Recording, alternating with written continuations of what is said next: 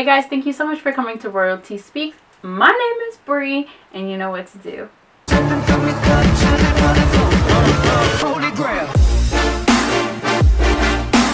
Today I'm going to talk to you guys about my experience of being a black female in a predominantly white institution or a white school.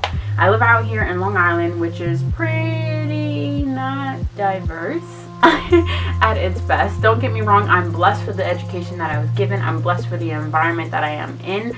But for the lack of better terms, I wasn't exactly exposed to the culture of my kind of people. The way my district kind of works, we have 7 elementary schools, 2 middle schools, and then 2 high schools. So basically everyone grows up together. If you're in sports, then you intermingle with other schools, but pretty much you know everybody from the jump. So for as long as I can remember, I've pretty much always been one of 4 in a class of 25. And by that I mean one of 4 black people in a class of 25.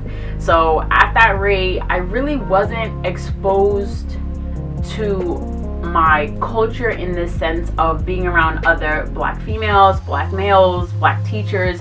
And for those of you who don't really know, there is a different vibe that comes off from people who look like you. And now I'm not saying in terms of the curriculum, but we'll get back to that in a second, but just in terms of the environment. Now, I did have my black friends, obviously, so you had a little bit of a taste of that, but still, at the same time, they grew up the same way that I did. My church is in Brooklyn, and I've been going to church for pretty much all my life.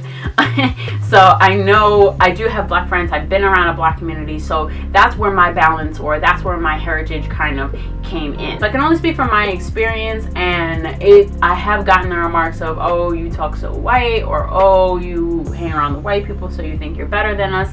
That was never the case, and it kind of made me feel bad because it's like, you look like me and we come from the same culture, I guess you could say, and you're treating me like this. So it kind of made me not gravitate towards the white people more, but I felt rejected from my own people just because I was with them. But me being around them was by no fault of my own, not even to say that that was a fault. In terms of the classroom experience, I never experienced any kind of direct racism. Everyone around me was pretty much indifferent towards it. Everyone that I kind of engaged in within school was pretty much all black. I mean, obviously, like, I was cool with everybody. Everybody pretty much, you know, knew me. We were all okay. We all had fun. We had jokes. But like, the white people kind of kept to themselves, and the black people kept to themselves as well. But then at the same time, we were all kind of integrated in a way. No, there was no direct racism. There was nothing that I could really see. I'm just speaking from my own experience. If you ask anybody that I know, I'm definitely a huge history bug.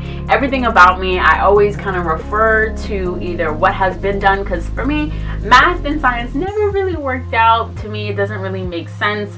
How can you be so concrete about something that you don't really see, or that you are assuming these equations, where they come from, only God knows. For me, what's more concrete than from what's already happened? Like, you can't say that this did not happen because it already happened. But when I got to the college level, I started to love it even more because I started learning about my history. The history that I learned, I guess for the lack of better terms, was history told by the winner's side. Yeah, we had our Black History Month lessons, but they were little tidbits here and there. It wasn't until I actually got to high school is when people really started telling me about my kind of history, and how there wasn't much of a textbook, or there isn't a whole library full of black authors, black writers, black anything, to be honest. Everything that we knew of were either discoveries from white scientists, or that's pretty much it. So anytime I get my hands on a black author or something written by a black person, I cherish it even more, because this is from the perspective of someone who went through the same things as me.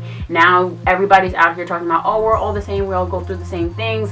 Yes, but this country has made it such a systematic thing for us to see the world in a completely different way. The history from my ancestors were completely interrupted. This was not the course that they were supposed to go by. But can't change it now, and all we can do now is look forward. So what I plan to do now, still being a minority in a predominantly white institution, is to use their education not against them, but for my benefit. So learning things about their history, or what they've told me about their history, finding out more about them, finding out more about me, so then I can bring it all together and use it to my advantage to make this a better experience for me, to be honest. You understand? So that's kind of where I'm coming from with that. But On top of that, to me, history is not just my story. Me just talking to you guys is a form of my history. I can't go back. I can't change what I said. I mean, I can read tape, but I don't really want to do that. A lot of people talk about how being a minority is a bad thing, but I don't necessarily think so. I think that being a black girl in America is probably one of the greatest things that I can possibly do.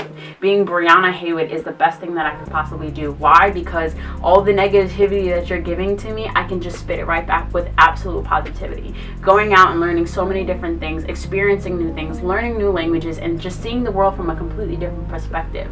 I want to learn, I want to grow, and basically use all the tools that you give me to just create a brand new future. In all ways, these obstacles force me to think outside of the box. I would love to put down all my information on every application that I possibly can, include that I'm a female, that I'm black, and all my credentials.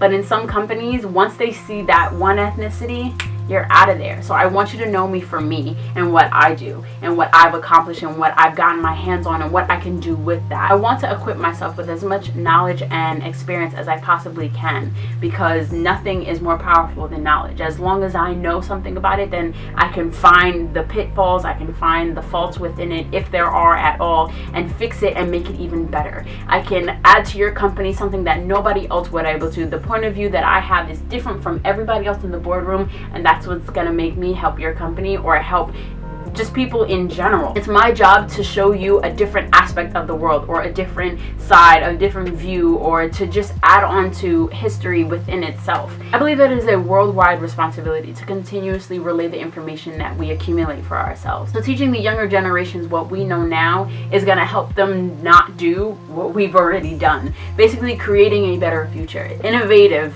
new ideas that we necessarily didn't think of. There's going to be different needs and different purposes for each and every individual. So if I can help in any kind of way to make your future better, that means the world to me. I rather help another person be lifted up than make a whole bunch of money based off of other people's wants and needs.